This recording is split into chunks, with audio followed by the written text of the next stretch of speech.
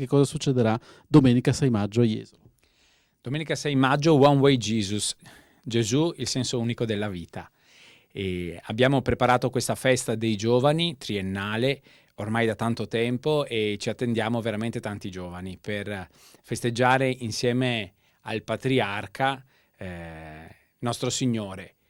Sarà un'occasione veramente bella perché abbiamo così voluto che i ragazzi arrivassero preparandosi a questo appuntamento, preparandosi lungo una strada ideale, la strada della loro fede, sulla quale si sono trovati a camminare insieme a un uomo che poi via via hanno scoperto essere l'unico senso della loro vita, Gesù Cristo.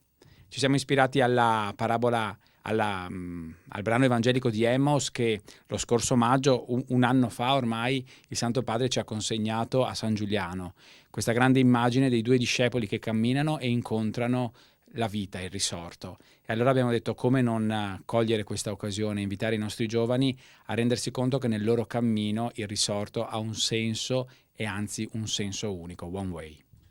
Siamo anche in queste ore all'ultima raccolta proprio in extremis delle iscrizioni, più o meno quanti giovani, tra l'altro giovani e giovanissimi dai 14 ai 30 anni per avere una fascia d'età, prevedete di avere a Jesolo e come si svolgerà, come si articolerà la giornata? Le aspettative di numeri sono sempre difficili da definire e anche quest'anno abbiamo la conferma che i giovani decideranno probabilmente un paio di giorni prima se venire o meno. In realtà noi abbiamo già superato il 1.000.000 di iscrizioni, anche se l'obiettivo quest'anno sarebbe stato le 2.000 unità. Vedremo ormai in queste ultime ore quanto e quali ragazzi sceglieranno poi all'ultimo di iscriversi. Sono in realtà lo specchio di questa generazione, la generazione dell'ultimo minuto che non si fa afferrare da nessuno prima. Noi speriamo che anche nelle parrocchie, le varie comunità, i preti giovani, i parroci spingano i giovani per vivere un momento così importante insieme con il patriarca e con tanti altri giovani della diocesi. La giornata sarà una giornata ricchissima, loro sono invitati ad arrivare già alle 8:30 a Jesolo perché avvicineranno un po' il palazzetto lungo una breve strada, un breve tragitto che li vedrà proprio in cammino e che li prepara già nell'ordine della festa, che è quella di un grande percorso insieme. Alle 9 si arriverà e entrerà nella grande sala, nel parterre del Pala Arex, Palaturismo di Jesolo, dove appunto ci sarà un'accoglienza e subito poi il lancio della festa e l'approfondimento teatrale preparato da un gruppo di giovani che ormai da mesi e mesi stanno elaborando un po' una attualizzazione della parabola dei discepoli di Emmaus. Dopodiché il momento centrale e culminante sarà l'Eucarestia alle 11:15 più o meno, quando il patriarca Francesco celebrerà anche l'iniziazione cristiana di 3 giovani che abbiamo conosciuto anche in queste settimane, 2 giovani albanesi, Cristian e Cristina, e un giovane del Mali, si chiama Benoit. E poi ci sarà anche un giovane della Colombia che riceverà la cresima e la prima comunione. Questo sarà importante perché i giovani vedranno dei loro coetanei fare una scelta importante di fede, decidere per Cristo. Questo è il segno che vogliamo dare con il battesimo di questi giovani, il dare l'iniziazione cristiana, per interrogare i nostri giovani, coloro che il battesimo l'hanno già ricevuto da bambini, se veramente loro sarebbero in grado di fare una scelta così importante a 15, 16, 20 anni.